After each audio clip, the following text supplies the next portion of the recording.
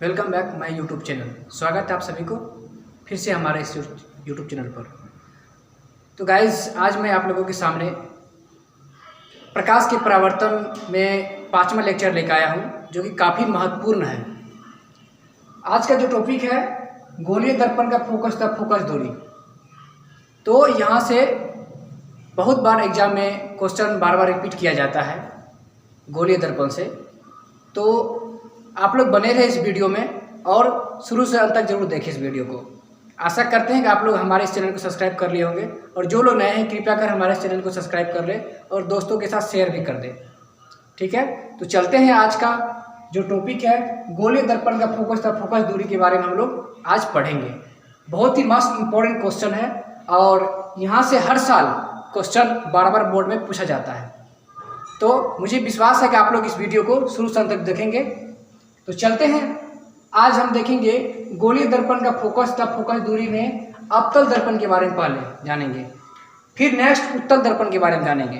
पहले अवतल दर्पण की अगर बात करें हम, तो पहले नोट्स में आप लोग दिख रहा है, लिखा हुआ है कि अवतल दर्पण में मुख्य अक्ष के समांतर आती किरण परावर्तित होकर मुख्य अक्ष के ही बिंदु F पर आकर मिलती है। यानी कि इससे हम लोग अगर फिगर की बात करें इसके समझ करके, तो फिगर के हम लोग चलते हैं, फिगर को समझते हैं पहले। क्योंकि अगर फिगर आपको समझ में आ जाएगा तो आपको डिफिनेशन अपने आप ऑटोमेटिक आ जाएगा। इसलिए फिगर पे हम लोग जरूर ध्यान देंगे। और जो लोग बच्चे अभी वीडियो को देख रहे हैं सभी लोग कॉपी कलम लेकर रहें और पूरा माइंड को कंसंट्रेट करें यहाँ पर फिगर पे, क्योंकि फिगर से इस फिगर में कम से कम आपका 5 से 6 नंबर छुपा हुआ है, पूछा जा सकता है। इसीलिए इस फिगर को ध्यान से देखें कि फिगर क्या कह रहा है। ठीक है बच्चों, तो चलते हैं, हम लोग आगे बढ़ते हैं। देखिए, एक समतल दर्पण हो गया। ये जानते हैं आप लोग को समतल के दर्पण के बारे में पढ़ाया था, उनके गुणों के बारे में पढ़ाया था। समतल दर्पण और क्या है, ये बाहर से रजित किया हुआ है, यानी कि पेंट किया हुआ है। तो अगर बाहर से पेंट किया हो तो उसको हम क्या कहेंगे, अवतल दर्पण कहेंगे। ठीक है, अगर ये अंदर से यही अगर आता तो क्या उसको बोलेंगे हम उत्तल दर्पण। ठीक है, लेकिन क्या है, बाहर से रंगा हुआ है। तो अवतल दर्पण हम लोग देखेंगे कि P क्या होता है, F क्या है, C क्या है। हम यहाँ पे फिगर के माध्यम से देख सकते हैं कि समतल दर्पण में एक रेखा खींची गई है, जो क्या है, मध्य बिंदु में खींची गई है, यानी कि पोल से खींची गई है। ठीक है, इस रेखा को हम लोग क्या बोलते हैं, मुख्य अक्ष यानी कि प्रधान अक्ष बोलते हैं। ठीक है, इसके बारे में आप लोग को मैं पढ़ाया था पिछले वीडियो में। जो लोग नहीं पढ़े हैं कृपया कर जाकर के विजिट कर ले चैनल को और देख ले। बहुत ही मस्ट इंपॉर्टेंट क्वेश्चन है। ये आपका मुख्य अक्ष हो गया बच्चों। ठीक है, क्या हो गया, आपका मुख्य अक्ष हो गया।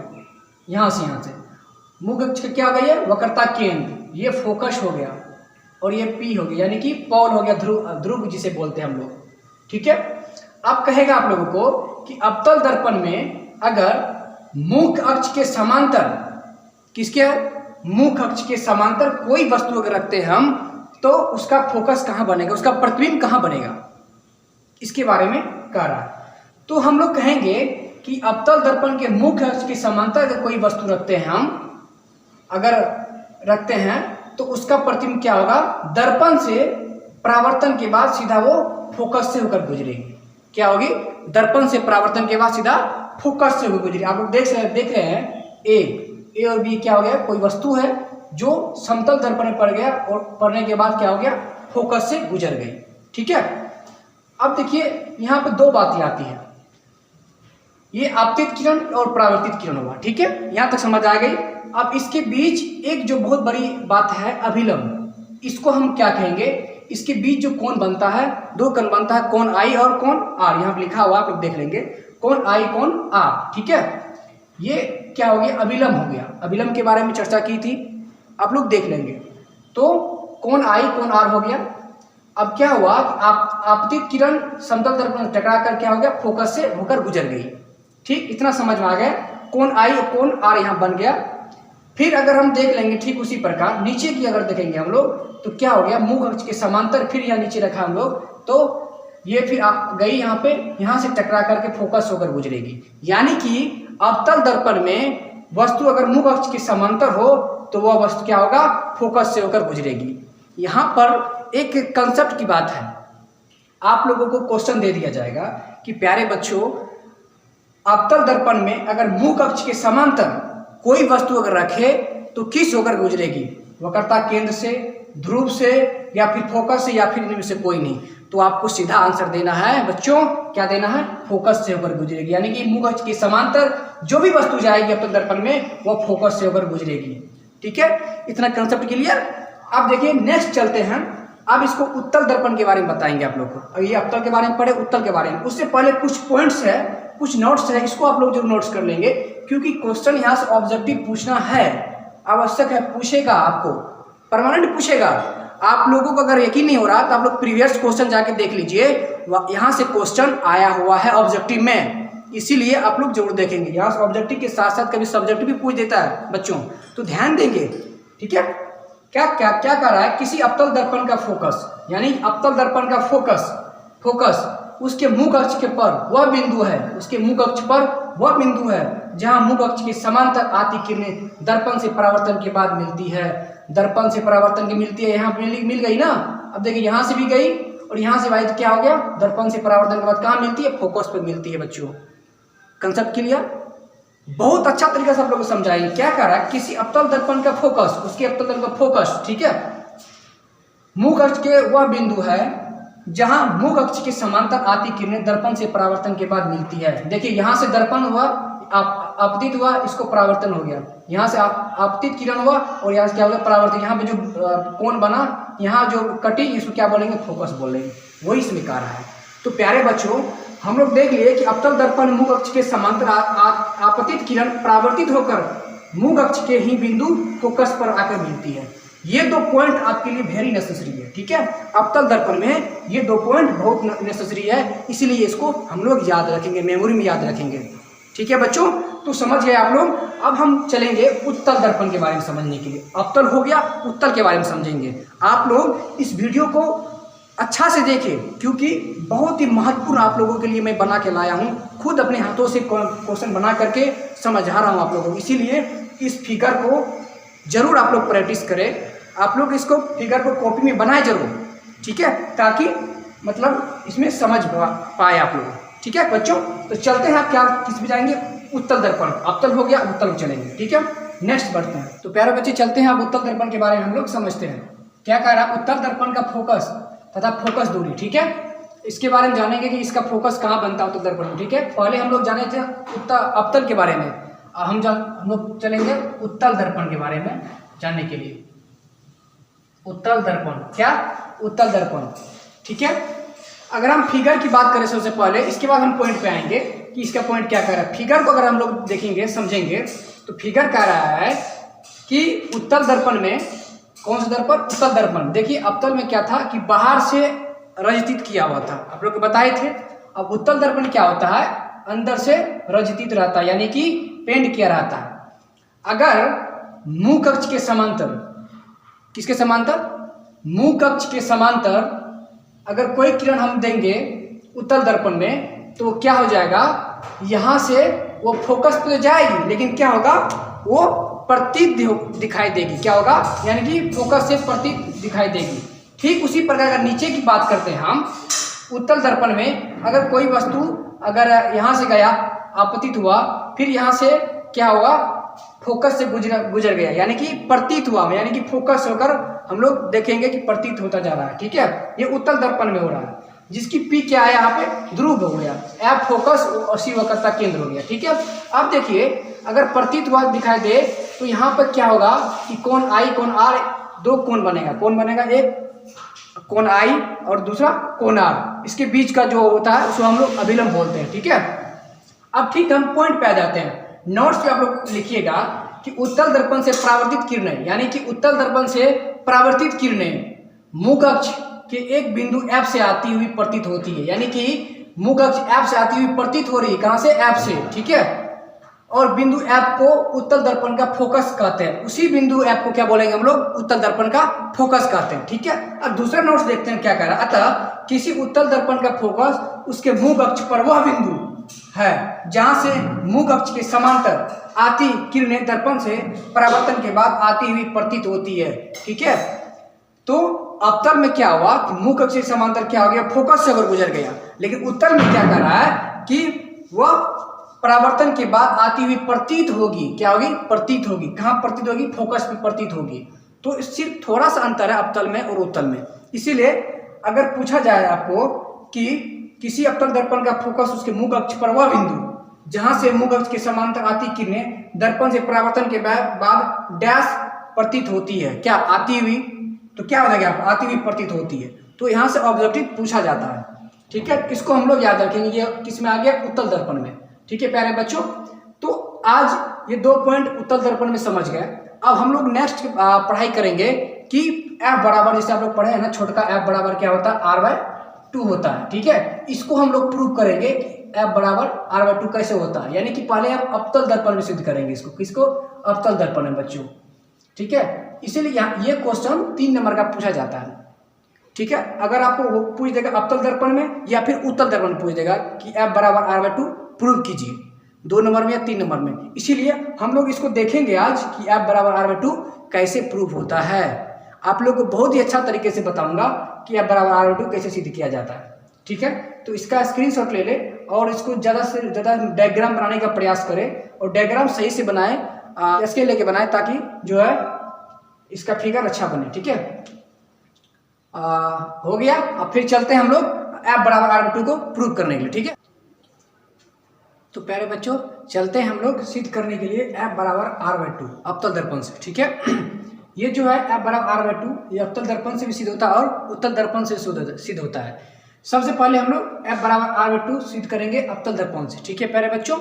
तो हम लोग चलते हैं, ये आपके सामने एक फिगर है, क्या है, एक फिगर है। ये समतल दर्पण बना हुआ है और ये उत्तल दर्पण है क्योंकि रजित किया हुआ है और बाहर से रजित किया हुआ है।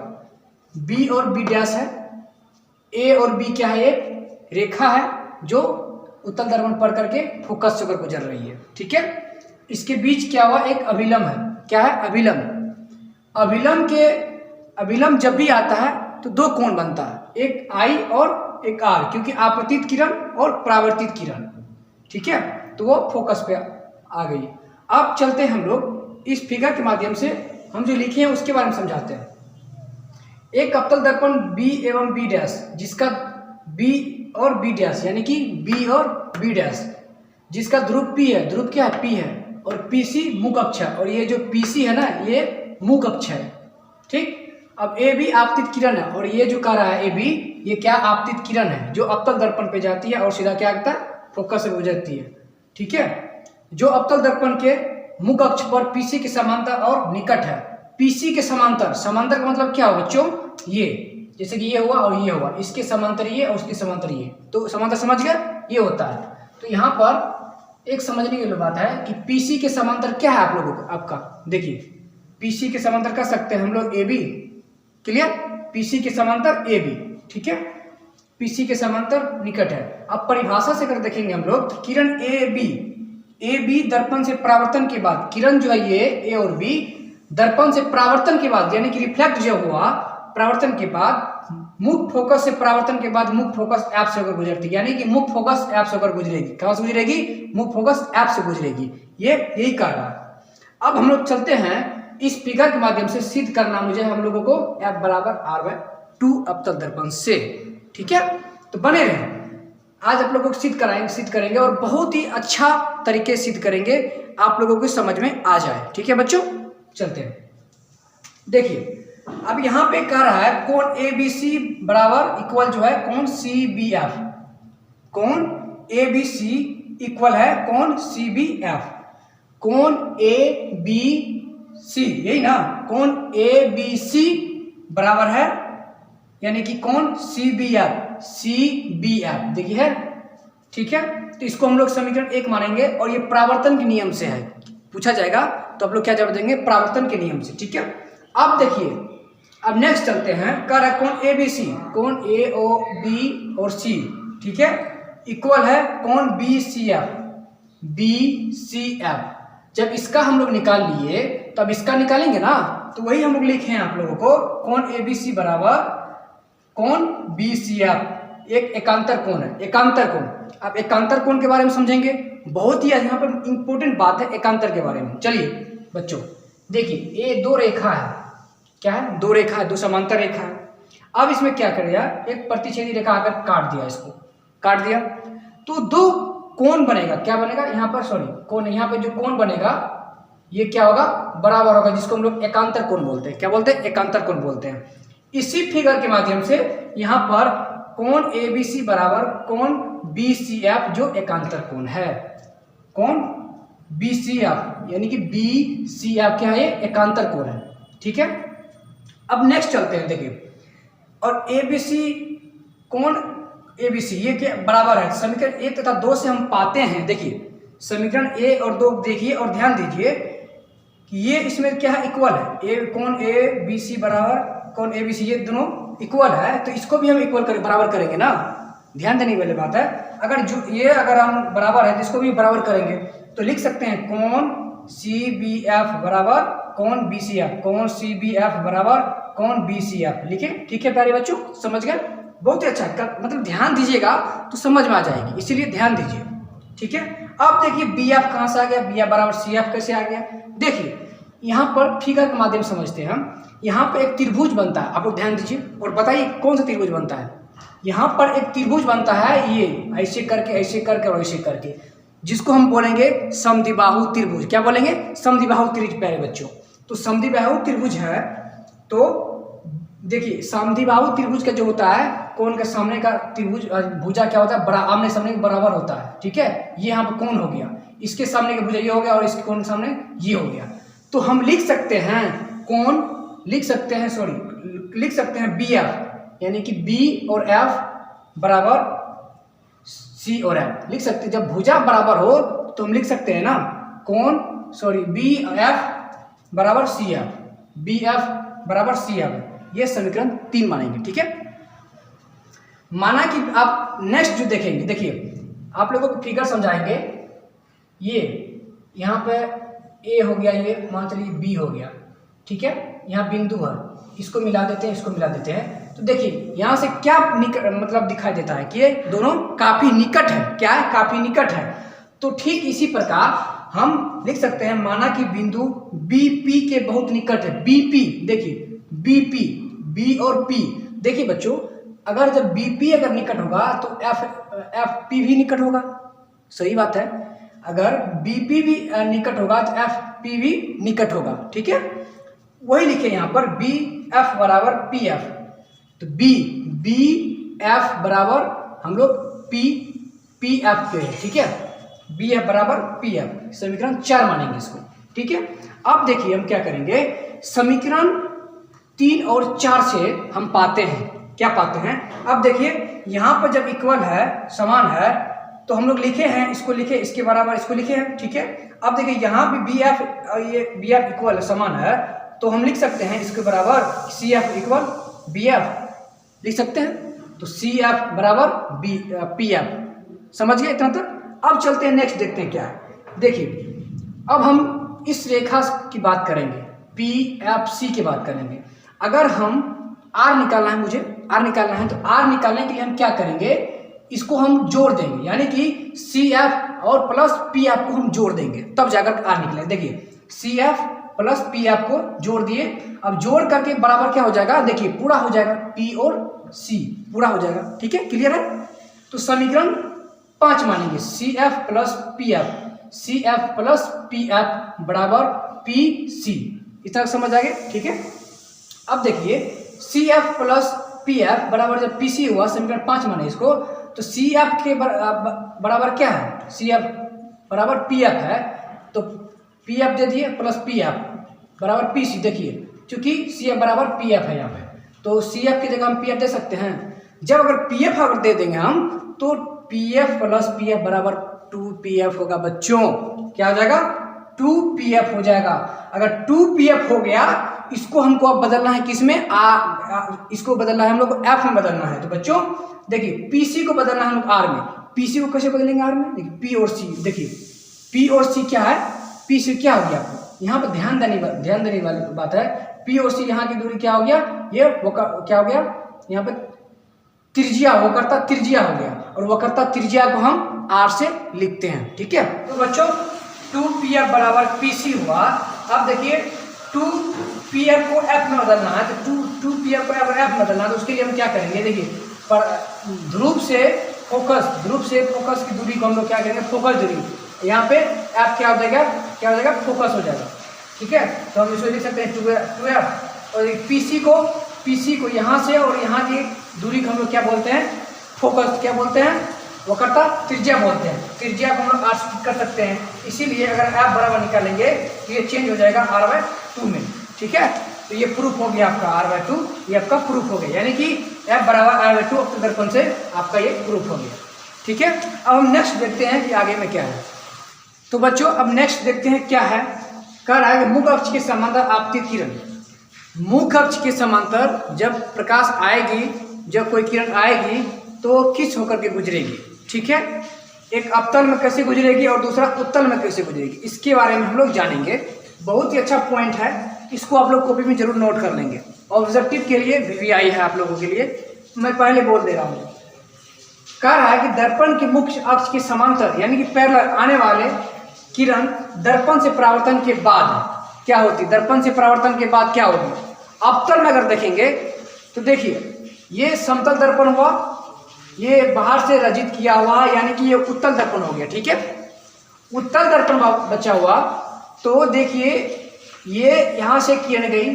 ठीक है, जब किरण गई यहाँ से दर्पण पे पड़ा, दर्पण पे पड़ने के बाद क्या होगा, ये परावर्तित हो गया यानी कि परावर्तन हो गया, फोकस से होकर गुजर गई। ठीक है, P जहाँ पे पोल है, C वक्रता केंद्र, फोकस है। ठीक है, तो इसमें कह रहा है एक में कि दर्पण यदि अवतल हो, क्या कह रहा है, दर्पण यदि अवतल हो तो क्या होगा। तो ध्यान दीजिए यहाँ पे, दर्पण यदि अवतल हो तो उसके फोकस से होकर जाती है। अब देखिए अवतल दर्पण है, अवतल दर्पण जब भी है तो उसे क्या से गुजरेगी बाबू, ये फोकस से गुजर जाएगी। ठीक है बच्चे, तो इसको ध्यान रखेंगे कि अवतल दर्पण में जब भी कोई किरण को हम डालते हैं अवतल दर्पण पर तो वो फोकस से हम होकर गुजरेगी। सेकेंड चलते हैं बच्चे, कह रहा उत्तल दर्पण के बारे में देखते हैं। देखिए उत्तल के बारे में बताया था, जिसका भाग जो है अंदर से रजतित रहता है यानी कि पेंट रहता है। ठीक है, उसको हम उत्तल दर्पण कहते हैं। ठीक है, ये उत्तल दर्पण का फिगर आप लोग देख रहे हैं, ये इसमें क्या है कि इसे प्रतीत होता हुआ नजर आता है। क्या होता है, प्रतीत हुआ नजर आता है, जिसमें पोल, इसमें फोकस है, वक्रता केंद्र है। ठीक है, अब देखिए क्या करना है, कह रहा है कि यदि दर्पण उत्तल हो तो उसके फोकस ऐप से आती हुई प्रतीत होती है। क्या होती है, प्रतीत होती है, इसीलिए यहाँ पे कंसेप्ट की बात है, प्रतीत होना यानी कि उत्तल दर्पण, प्रतीत होना यानी कि उत्तल दर्पण में आ जाएगा। ठीक है, देखिए कोई भी अगर किरण इसमें गुजारे हम तो क्या देखिए, ये क्या हो गया, धीरे धीरे थोड़ा करके प्रतीत होता दिखाई दिया फोकस पे, किस पे, फोकस प्रतीत हुआ। देखिए फोकस ऐप यानी कि फोकस से आती हुई प्रतीत होती है। ठीक है, और यहाँ पे जो कोण बनती है, देखिए यहाँ पे जो कोण बनेगा, कोण आई, कोण आर, आपतित किरण परावर्तित किरण के बारे में हमको पता ही है, यहाँ पर कोण बनती है। तो ये जो आपत का मतलब क्या होगा कि आती हुई प्रतीत होगी, वो हो जाएगा उत्तल दर्पण में, किसमें, उत्तल दर्पण में हो जाएगा। और जो फोकस से होकर गुजरेगी वो होगा अवतल दर्पण में हो जाएगी, यानी आने वाली किरण दर्पण से परावर्तन के बाद उसके फोकस से होकर जाती है। ये अवतल हो गया, ये उत्तल हो गया। तो यहाँ पे कंसेप्ट की बात है, इसको नोट कर लेंगे अपने नोटबुक में और इसको देखेंगे, ऑब्जेक्टिव में यहाँ से क्वेश्चन आ जाएगा। ठीक है, या फिर आपको फिगर दे दिया जाएगा और पूछेगा बच्चों इसमें बताओ अवतल दर्पण में कि वस्तु अगर रखेंगे तो वस्तु कहाँ से, मतलब अगर प्रकाश रखेंगे दर्पण में तो फिर वो कहाँ से गुजरेगी। फिर पूछेगा उत्तल दर्पण में अगर रखेंगे, गुजारेंगे तो वो कहाँ कैसे प्रतीत होगा, तो फोकस से होगा, आती हुई प्रतीत होगा। ठीक है, यहाँ तक देख लीजिए। तो आज की क्लास में आप सभी को मैं बताया F बराबर r/2 सिद्ध करने के लिए। ठीक है, उससे पहले भी मैं बताया, आप लोग वीडियो देख लेंगे, फिर अच्छा से इसको दोबारा देख लेंगे, जो भी प्रॉब्लम होगा आप लोग हमको बताएंगे, शेयर करेंगे और कमेंट करेंगे कमेंट बॉक्स में। ठीक है, नेक्स्ट क्या कह रहा है उसको देखते हैं। नेक्स्ट है, कह रहा है कि फोकस की दिशा में आपतित किरण, यानी कि फोकस दिशा में आपतित किरण के बारे में बोल रहे हैं। तो जब कोई किरण दर्पण के फोकस F की दिशा में आपतित होती है तब परावर्तन के बाद दर्पण के मुख्य अक्ष के समांतर निकलेगी। ठीक है। कोई भी किरण अगर फोकस दिशा में आपतित है, यानी कि फोकस पर ही उसका मतलब आप आ रहा है वो, तो वो क्या हो जाएगा, कहाँ से मुड़ेगा, उसके बारे में बात करें। अगर हम अवतल को पहले देख ले, हम पहले अवतल दर्पण को देख लेते हैं, ठीक है। इसके बाद हम लोग उत्तल को देख लेंगे। अवतल में क्या करेंगे, कोई वस्तु को अगर हम क्या करेंगे, कोई वस्तु यानी कि कोई फोकस को अगर हम अवतल दर्पण में फोकस से गुजारेंगे तो वो कहाँ से मुड़ेगी। आप लोग देख फिगर के माध्यम से जरा बताइए कि फोकस पे कोई वस्तु अगर रखे तो वो कहाँ से लौटेगी, बोलिए। अगर यहाँ से हम कोई वस्तु रखे या फोकस पर तो वो कहाँ से जाएगी अवतल दर्पण में, तो क्या होगा, यहाँ से टकरा करके फिर रिफ्लेक्ट हो जाएगी। क्या हो जाएगी, यहाँ रिफ्लेक्ट हो जाएगी। यानी कि कह रहा है कि जब कोई किरण दर्पण के फोकस की दिशा में आपतित होती है तब परावर्तन के बाद दर्पण के मुख अक्ष के समांतर निकलती है। तो इसका मुख अक्ष क्या हो गया, देख लीजिए CP, ये मुख अक्ष हो गया इसका, तो इसके समांतर हो गया अवतल दर्पण में। ये क्या हो गया, इसके समांतर हो गया। यानी कि यहाँ से किरण दिया फोकस पे यहाँ पे टकरा करके रिफ्लेक्ट हो गया तो इसके समांतर हो गया, यानी कि मुख अक्ष के समांतर गुजरेगी। तो ये अवतल दर्पण हो गया। ये पूछ देगा आपको, उत्तल दर्पण में पूछ देगा तो क्या जवाब देंगे। तो उत्तल दर्पण में देखिए क्या है कि ये उत्तल दर्पण है, ठीक, और हम क्या करना है, फोकस से हमको गुजारना है। तो अगर कोई वस्तु अगर फोकस पर रखेंगे हम तो क्या होगा उत्तल दर्पण में, ये तो यहाँ तक तो जब आएगी, ठीक है। अब क्या होगा, यहाँ से फिर ये रिफ्लेक्ट हो जाएगी, यानी कि परावर्तित हो जाएगी यहाँ से, ठीक है। अब यहाँ से जैसे आई वहाँ से परिवर्तित हो गया और थोड़ा सा प्रतीत हुआ यहाँ पे, और यहाँ पे जो कोण बना है देखिए, ये इसके जो बीच कोण बनता है, कोण आई कोण आर, ये जो बीच है ये क्या हो गया, अभिलंब हो गया। यानी कि उत्तल दर्पण में जब वस्तु अगर हम रखेंगे फोकस के सामने रखेंगे तो वह क्या हो जाएगी, मतलब लौट जाएगी। क्या हो जाएगी, लौट हो जाएगी। इतना समझ गया। इसके प्रधान अक्ष हो गया, ये पोल हो गया, फोकस हो गया और वक्रता केंद्र हो गया। तो समझ में आ गया अवतल दर्पण और उत्तल दर्पण में क्या अंतर है, ठीक है। अगर अवतल दर्पण में हम रखते हैं फोकस के सामने तो वो क्या मुख अक्ष के समांतर निकलेगी। अगर उत्तल दर्पण में हम लोग रखते हैं तो वो क्या हो जाएगी, यहाँ से इधर मुड़ जाएगी, रिफ्लेक्ट हो जाएगी, ठीक है। इसको हम लोग याद रखेंगे। नेक्स्ट देखते हैं, फोकस दिशा में हो गया, अब हम वक्रता केंद्र की दिशा में देखेंगे, ठीक है। आगे क्या है उसको देखते हैं। पिछले में हम लोग देखा था मुख अक्ष के समांतर जब किरण जाएगी तो कैसे लौटेगी। अब क्या देखेंगे, वक्रता केंद्र दिशा में आपतित किरण, यानी कि वक्रता केंद्र दिशा में अगर कोई किरण जाएगी अवतल दर्पण में या उत्तल दर्पण में तो वो कैसे वापस जाएगी, ठीक है।